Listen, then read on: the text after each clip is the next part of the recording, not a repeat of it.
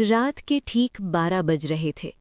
आसमान में काले बादल छाए हुए थे और हल्की हल्की बारिश सड़क को और भी डरावना बना रही थी। हाईवे 17 पर दूर दूर तक कोई गाड़ी नहीं थी। बस एक कार थी जो तेज रफ्तार से अंधेरे को चीरती हुई आगे बढ़ रही थी। कार चला रहा था अर्जुन। उसके चेहरे पर थकान साफ दिखाई दे रही थी।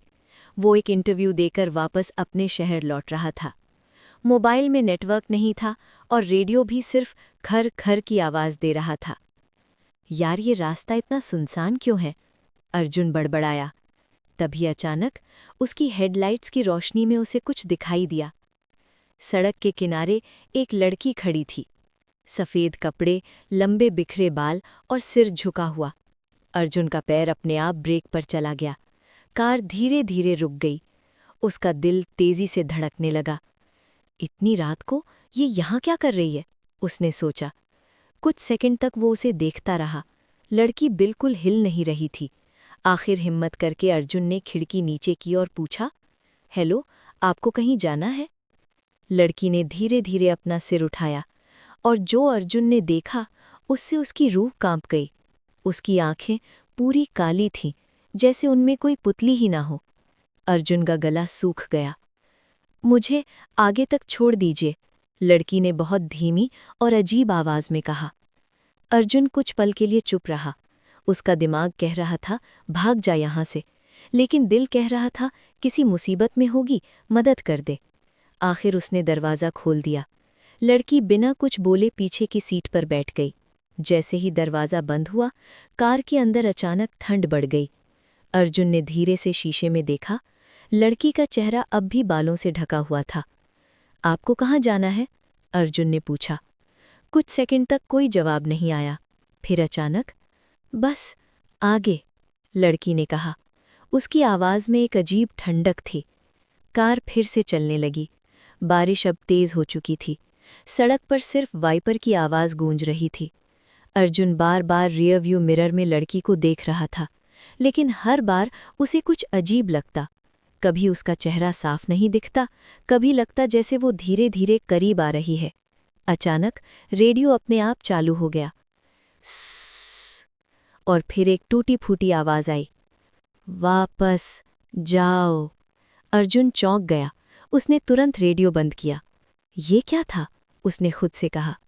कुछ देर बाद अर्जुन ने देखा कि लड़की अब उसके बिल्कुल पीछे बैठी है, जबकि वो पहले दूर बैठी थी। उसका दिल जोर से धड़कने लगा। आप ठीक है ना?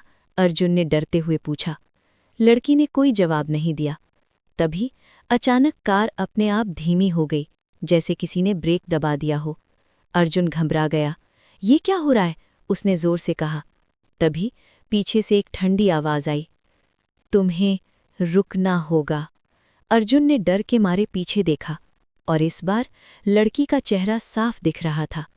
उसका चेहरा पीला था, होंठ फटे हुए और आंखों से काला तरल बह रहा था। अर्जुन चीख पड़ा। उसने तुरंत एक्सीलरेटर दबाया और कार तेज कर दी, लेकिन सड़क खत्म ही नहीं हो रही थी। वो जितना आगे बढ़ता उतना ही वही जगह बार बार आ जाती। वही पेड़, वही मोड़, वही टूटी हुई स्ट्रीट लाइट। ये कैसे हो सकता है? अर्जुन घबराकर बोला। तभी लड़की धीरे धीरे आगे की सीट के पास आ गई।